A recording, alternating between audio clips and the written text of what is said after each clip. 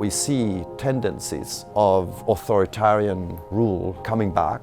That, by nature, very often questions the rights that people have. The whole human rights agenda is a little bit shaky when leaders in the world question the human rights universality. There is popular protests as well growing. And in that area too, we see that some governments have chosen to confront it with repressive measures instead of engaging the peaceful protesters and try to consult them on the legitimate grievances they have. So that's another area that we need to pay attention to, including in European countries.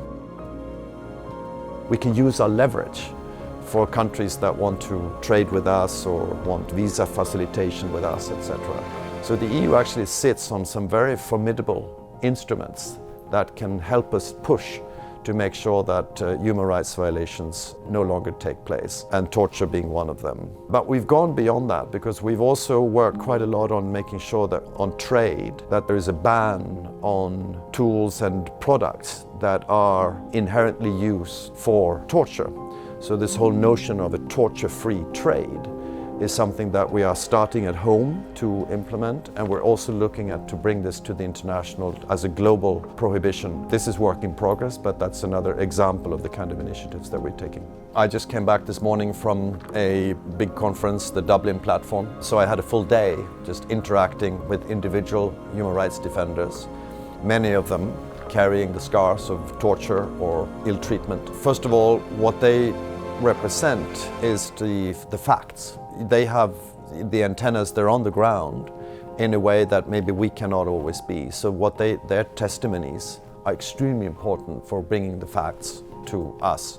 And then we can use those facts and confront the governments or the repressive regimes or the security forces around the world with those stories. No one is going to be proud of having tortured anyone. It's a shame. So there's going to be a lot of hiding and trying to deny. If we have the facts, then it's very difficult to deny, and that's the area where we need to operate as well. And although torture is perceived as a very physical instrument, I think we also need to see what kind of abuse new technologies may lead to. I think we need to constantly adapt and be vigilant about the new arenas where protection of human rights becomes more urgent.